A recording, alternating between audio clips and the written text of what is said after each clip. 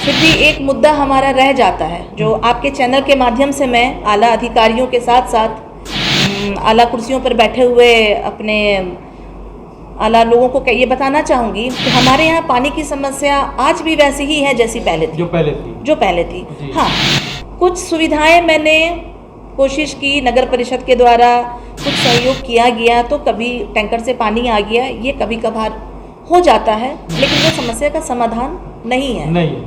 तो इतने वर्षों के बाद भी अभी तक योजनाएं चल रही हैं, लेकिन योजनाएं धरातल पर उतरी नहीं है अभी तक, जो उतरना चाहिए था। ये फैक्ट है। झारखंड राज्य का स्थापना हुए कई वर्ष बीत गए, कई मुख्यमंत्री आए और गए, बेहतर किसे मानते हैं? सभी अपने कार्यकाल में बेहतर करने का प्रयास कर रहे हैं, क्योंकि हर एक का काम करने का तरीका एक दूसरे से अलग होता है, लेकिन करना तो सब काम ही चाहते हैं, सब काम चाहते हैं। थोड़ा कम थोड़ा ज़्यादा, तो किसी को मैं ये नहीं बोल सकती हूँ कि उनका अच्छा था, उनका अच्छा था, ये चीज़ें तो कहना बेमानी है। क्योंकि नमस्कार, मैं हूँ संजीव कुमार और आप देख रहे हैं वेब समाचार। पूरे झारखंड में पंचायत चुनाव की सरगर्मी जैसी समाप्त हुई, निर्वाचन आयोग नगर निकाय नगर परिषद चुनाव को लेकर एक्टिव हो गए हैं। उन्होंने जितने भी कर्मचारी हैं, पदाधिकारी हैं, उनको दिशा निर्देश दिए हैं कि जहां पे नगर निकाय का चुनाव 2020 के बाद नहीं हुआ है, उन क्षेत्रों में कार्य आप शुरू कर दें। तो अभी हम आए हुए हैं रामगढ़ जिला में वार्ड नंबर 11 हैं और वार्ड पार्षद का नाम है अमरीन मंजर जी। तो जनता ने इनको प्रथम वार्ड पार्षद के रूप में चयन किया है और चयन करने के बाद इनका नाम जो है स्वर्ण अक्षरों में लिखा जाएगा। कारण कि इससे पहले पंचायती राज व्यवस्था था और 2016 में नगर परिषद का गठन किया गया और 18 में चुनाव हुआ। तो इनके द्वारा जनता ने जब इनको 5 साल के लिए वक्त दिया, तो इन 5 सालों में इनके द्वारा क्या कुछ डेवलपमेंट यानी विकास का काम किया गया। कितने लोगों को प्रधानमंत्री आवास योजना, शौचालय, राशन कार्ड, पेंशन, सड़क, नली, गली, तालाब सहित क्या कुछ ऐतिहासिक काम किए हैं। कोरोना में कैसे लोगों को मदद की है, क्या समस्या आया जब आप इस वार्ड के डेवलपमेंट के लिए काम कर रहे थे। इसके अलावा आगे की क्या रणनीति है और कुछ पॉलिटिकल सवाल जवाब होंगे। तमाम बिंदुओं पे मैं इनसे बात करूंगा। पहले तो आपको वेब समाचार में बहुत बहुत स्वागत करते हैं। धन्यवाद, आपका बहुत बहुत धन्यवाद। मैं अमरीन मंजर, वार्ड नंबर 11 मनुआ हेसला की पार्षद हूँ और काफ़ी अच्छा लगा आज आप आए हमारे पास। तो ये एक अच्छा साझा करने का अच्छा माध्यम है। आजकल ये डिजिटल जो है ये अच्छा माध्यम बन गया है। इसके ज़रिए हम लोग अपनी बात भी जनता तक पहुंचा सकते हैं, आला अधिकारियों तक पहुंचा सकते हैं, जो कि एक बहुत अच्छा सुगम रास्ता है। अच्छा, बताइए कि जनता ने आपको प्रथम वार्ड पार्षद के रूप में चयन किया, जनता ने आपको 5 साल के लिए वक्त दिया, 4 साल का वक्त गुजर चुका है। तो इस दौरान आपके द्वारा क्या कुछ डेवलपमेंट यानी विकास का काम हुआ? देखिए, जब मैं नवनिर्वाचित होकर जब आई, तो उस क्षेत्र में मैं मतलब बहुत सारे सपने मेरे खुद के थे, क्योंकि इस गांव से मैं जुड़ी हुई हूँ। तो मेरा खुद का सपना था कि ये हमारा जो गांव है वो एकदम चकाचक हो, शहर की तरह। जैसे मैं शहर से हूँ तो लगता था कि ये भी हमारा इलाका भी बहुत डेवलप कर जाए, एकदम ऊंचाइयों। लेकिन उतना तुरंत संभव नहीं था। धरातल पे जब काम करने हम लोग आते हैं तो वो उतना संभव नहीं है जितना आसान समझ के हम लोग आते हैं। बहुत सारी कठिनाइयों का सामना करना पड़ता है, जो मुझे भी करनी पड़ी। उन सभी समस्याओं का सामना मैंने भी किया, लेकिन मैंने हिम्मत नहीं हारी। डे बाय डे अपने आवेदन को, अपनी जो हमारे वार्ड की ज़रूरतें थी उनको अपने आला अधिकारियों तक पहुंचाना, अपने अध्यक्ष, उपाध्यक्ष, आला अधिकारियों को पहुंचाते और तब धीरे धीरे हमारा काम होना शुरू हुआ। और उसमें हमने बहुत सारे काम किए, बहुत सारे अनगिनत हमारे यहाँ काम हुए हैं। फिर भी एक मुद्दा हमारा रह जाता है, जो आपके चैनल के माध्यम से मैं आला अधिकारियों के साथ साथ आला कुर्सियों पर बैठे हुए अपने आला लोगों को ये बताना चाहूँगी कि हमारे यहाँ पानी की समस्या आज भी वैसी ही है जैसी पहले थी, जो पहले थी। हाँ, कुछ सुविधाएं मैंने कोशिश की, नगर परिषद के द्वारा कुछ सहयोग किया गया, तो कभी टैंकर से पानी आ गया, ये कभी कभार हो जाता है, लेकिन वो समस्या का समाधान नहीं है। तो इतने वर्षों के बाद भी अभी तक योजनाएं चल रही हैं, लेकिन योजनाएं धरातल पर उतरी नहीं है अभी तक, जो उतरना चाहिए था। ये फैक्ट है। एज ए वार्ड पार्षद, एज ए वार्ड काउंसलर, मैं यही समझती हूँ कि ये काम हो जाना चाहिए था, लेकिन इसे किसकी लापरवाही कहेंगे मैं नहीं बता पाऊँगी।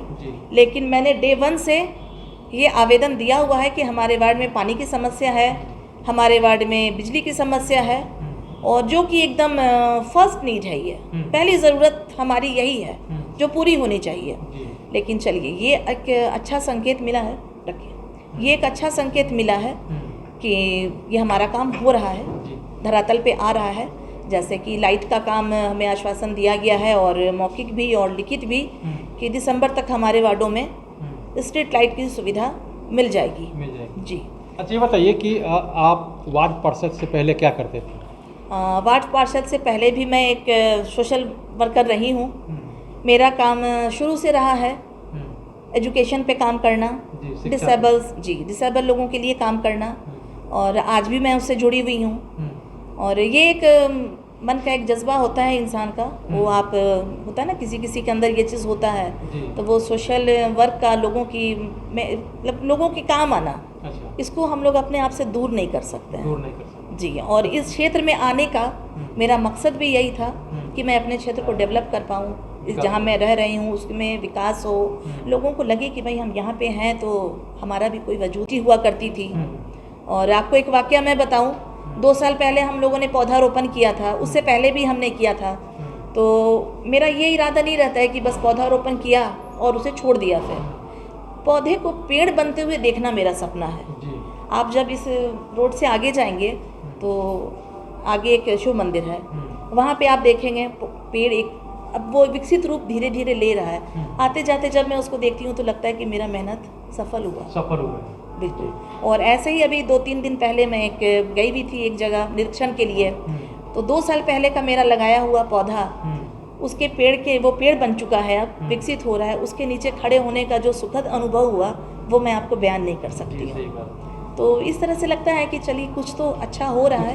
हाँ, बहुत कुछ अच्छा हो रहा है, बहुत कुछ अच्छा हो रहा है, लेकिन जिस तेज़ी से हम चाहते हैं वो नहीं हो पा रहा है। जो रफ्तार चाहिए वो नहीं हो पा रही थी। लेकिन अब लग रहा है कि जैसे कि आला अधिकारियों से हमें ये आश्वासन मिला है कि दिसंबर जनवरी तक हमारी बिजली और पानी, ये दोनों चीज़ें पूरी हो जाएंगी। जी बताइए, कोरोना काल में आपने कैसे लोगों को मदद की? कोरोना काल एक बहुत ही भयावह स्थिति थी जिसकी हम लोगों ने कभी कल्पना नहीं की थी, जो हम लोगों ने सोचा भी नहीं था। तो उस वक्त की स्थिति में आपको क्या बताऊं, मतलब हम लोगों का बस एक ही ये था, अपने घर में खाना बने ना बने, लेकिन जिनको भी मैं जान रही हूं उन तक भोजन की व्यवस्था उनकी हो जानी चाहिए। बिल्कुल। और सरकारी सहायता भी वैसे ही थी, इसमें भी कोई दो राय नहीं है। मुझे लगता है कि लगभग 95 या 96 दिनों तक हमारे यहाँ पे दाल भात केंद्र भी चला और बहुत सफल संचालन उसका हुआ। लोगों तक, घरों तक जा के हम लोगों ने खाना दिया। और मुख्य उद्देश्य मेरा ये नहीं था कि लोगों को खाना देते हुए या करते हुए अपनी मैं फ़ोटो भेजूं या मैं बिल्कुल भी नहीं। हमारा इरादा सिर्फ ये था कि हमें देखकर दूसरे लोग भी प्रेरित हों और वो आगे आए।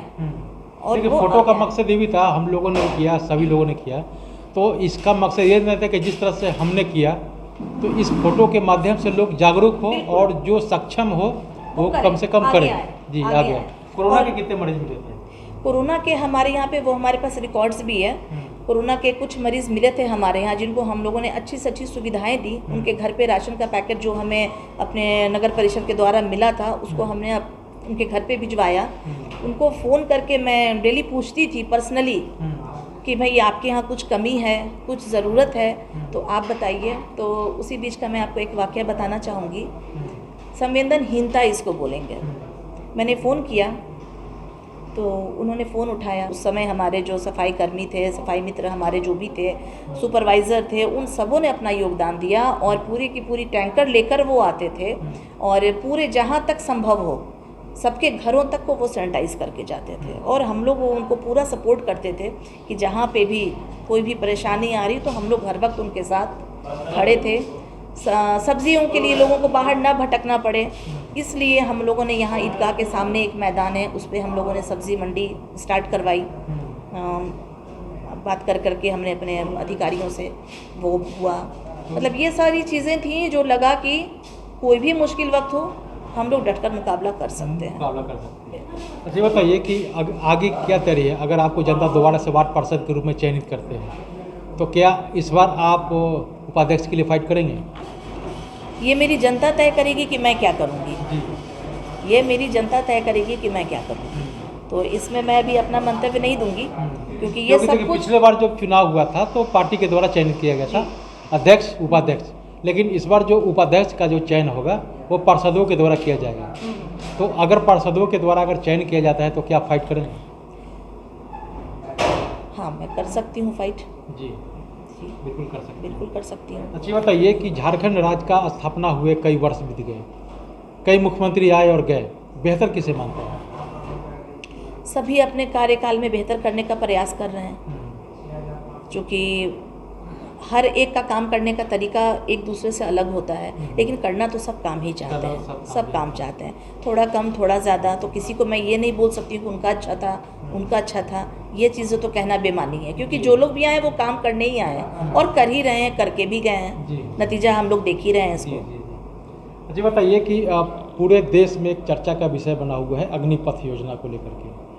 4 साल का नौकरी है, फिर उसके बाद वो लोग बेरोजगार हो जाएंगे, इसके बारे में क्या कहेंगे? इस पर देखिए, मैं बहुत ज़्यादा कुछ नहीं बोलना चाहूँगी, क्योंकि कारण ये है कि लोगों की ज़रूरतें इतनी ज़्यादा हैं, नौकरियाँ कम हैं, तो लोगों के पास ना चाहते हुए भी हो सकता है कि वो ऐसा सोच रहे हों, तभी वो आगे आ रहे हैं। लेकिन आप ये सोच सकते हैं कि एक इतने अच्छे, मतलब उसको क्या कहेंगे, देश सेवा से प्रेरित जो काम है उसको करने के बाद फिर बेरोजगार हो जाना, ये तो मुझे सही नहीं लगता है।